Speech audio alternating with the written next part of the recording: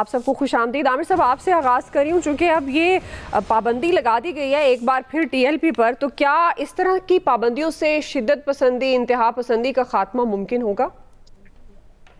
دیکھیں، اگر T L P کی تاریخ کو دیکھا جائے تو جو 15 اپریل 2021 کو پی ٹی آئی نے جب بین لگایا تھا ٹی ایل پی پہ، اور فواد چودھری صاحب نے پریس کانفرنس کی بڑے تذکر احتشام کے ساتھ، کابینہ کی کہ جی انڈین فنڈڈ پارٹی ہے، فلاں ہے، اور پھر جب اس کو بحال کیا 7 نومبر 2021 کو، میں نے اپنے اسی پروگرام میں کہا کہ فیک انفارمیشن منسٹر کو سسپینڈ کیا جائے۔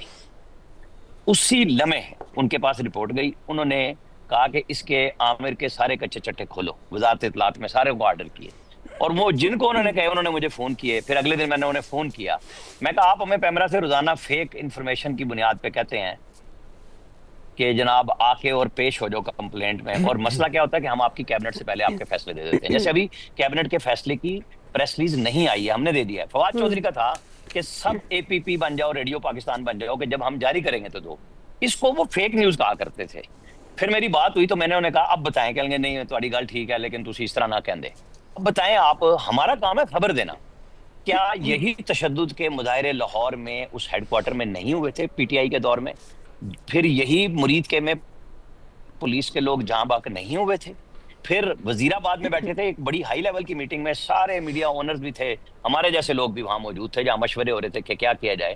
تو جواب یہی بتایا گیا تھا جن کو جو سہولت سے لائے ہیں انہیں کہیں واپس لے جائیں، اور وہ سارے پریشان بیٹھے تھے کہ یہ کیا ہو رہا ہے، اور سارا میڈیا اوپنلی بات کر رہا تھا وہاں پہ بیٹھ کے۔ اب اس سے پہلے جب شاہد خاقان عباسی وزیر اعظم تھے، سب سے پہلے ان کو اس وقت لانچ کیا گیا تھا پراپرلی کہ سارا پاکستان دنیا کو دکھایا گیا، اور لوگوں نے کہا کہ آپ انڈیا کو رستہ دے رہے ہیں کہ پاکستان کو چند لوگ آ کے کہاں کہاں پہ بٹھائے جائیں گے اور بند کر دیں گے آپ۔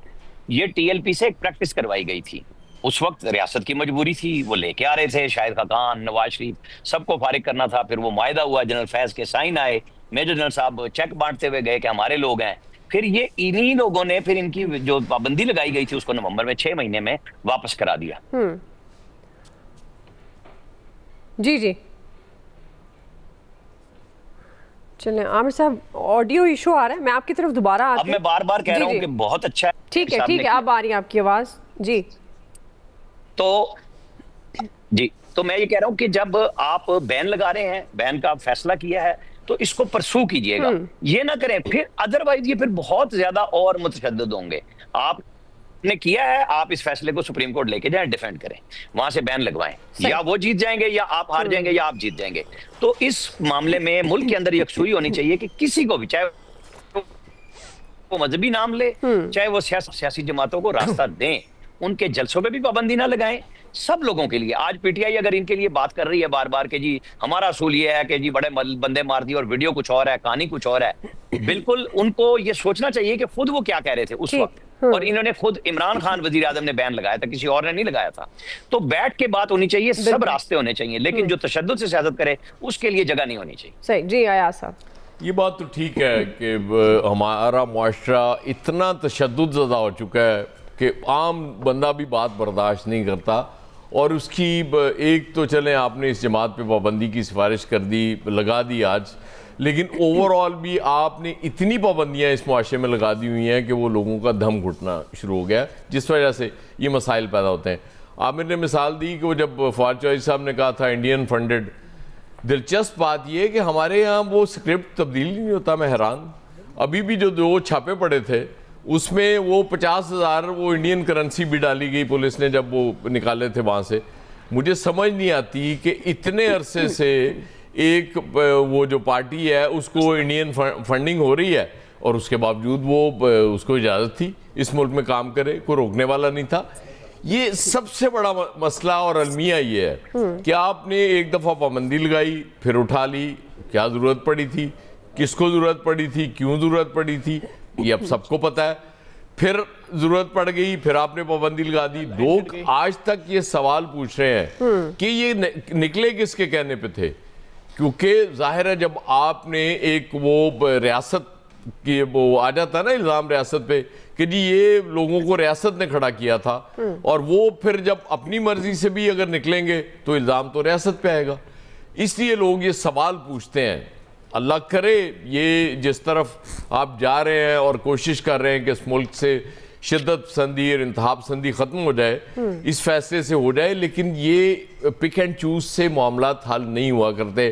عامر نے بڑی خوبصورت بات کی ہے کہ پولیٹیکل پارٹیز کو جلسے کرنے کی اجازت دیں۔ جب پی ٹی آئی آپ سے جلسہ کرنے کی اجازت مانگتی ہے، انہوں نے مینار پاکستان پہ جلسہ کرنے کی اجازت مانگی، آپ نے وہ اڈا پلاٹ کے قریب دے دیا، اسلام آباد میں مانگی، آپ نے کہیں اور دے دیا۔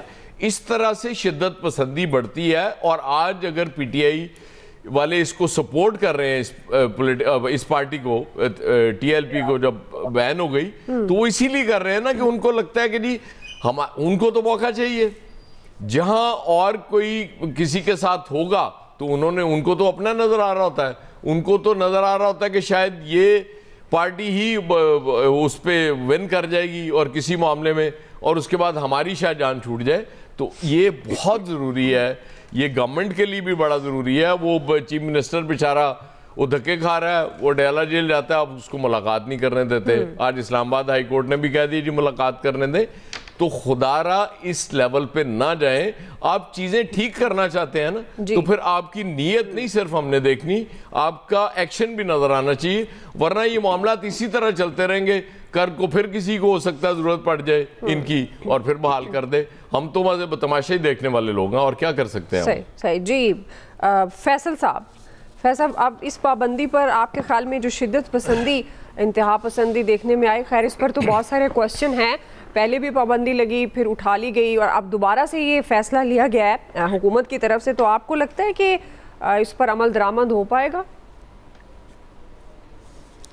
دیکھیں، شدت پسندی چاہے وہ سیاسی ہو، غیر سیاسی ہو، مذہبی ہو، غیر مذہبی ہو، وہ نہیں ہونی چاہیے، اس پر جو ہے پابندی لگانی چاہیے۔ ٹی ایل پی نے ایک تشدد کا راستہ اختیار کیا، اس پہ آپ نے پابندی لگا دی، یہ درست فیصلہ کیا۔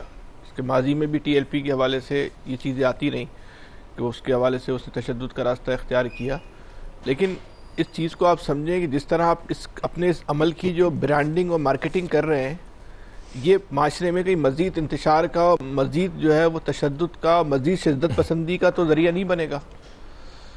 اس بات کو سمجھیں کہ ہمارا ملک بہت سارے فرقہ وارانہ مسائل میں جکڑا ہوا ہے۔ ایک بہت بڑا اسکول آف تھاٹ ہے جو ٹی ایل پی کو فالو کرتا ہے، اور ہمارے ہاں جو تقلید ہوتی ہے، جو فالوئنگ ہوتی ہے، وہ اندھی ہوتی ہے۔ اندھی فالوئنگ میں وہ پھر ہم اپنے والے پارٹی کے، اپنے ہم خیال کے ہم ایپ نہیں دیکھتے ہیں۔ یہ ہمارے معاشرے کا ایک المیہ ہے، یہ کلچر ہے، یہ ریت ہے، اب اچھی ہے بری ہے، یہی ہے۔ وہ ایک بہت بڑا اسکول آف تھاٹ اس کو فالو کرتا ہے۔ آپ ایک سنگل کالم ٹکر بھی چلا دیتے نا، صبح سے آپ نے ایک ماحول بنایا ہوا ہے، پریس کانفرنس سے کرنا، ویڈیوز دکھانا، یہ کرنا، اس کی ضرورت کیا تھی؟ پابندی لگا دیتے۔ جیسے عامر صاحب نے کہا، بالکل صحیح ہے، سپریم کورٹ میں ٹی ایل پی کو اس بات کہا کہ وہ جا کے پابندی کا دفاع کرتی، حکومت یہ ثابت کرنے کی کوشش کرتی کہ پابندی صحیح ہے یا غلط ہے۔ عدالت کا جو فیصلہ آتا یا جو فیصلہ عدالت سے کروا لیا جاتا، اس فیصلے کو من سب تسلیم کرتے۔ آپ یہ تمام جا کے شواہد جو ہیں وہ عدالت کے اندر پیش کر دیتے، لیکن اس کا میڈیا ٹرائل کرنے کی کیا ضرورت ہے؟ آپ ایسے لوگ جو ٹی ایل پی کے جو مزاج ہے، جو انداز سیاست ہے، اس کو پسند نہیں کرتے، آپ ان کے ذہن میں کیوں ٹی ایل پی کے لیے ہمدردی پیدا کر رہے ہیں؟ کیوں آپ ان کو ایک نئی سوچ دے رہے ہیں کہ یہ پابندی جو ہے وہ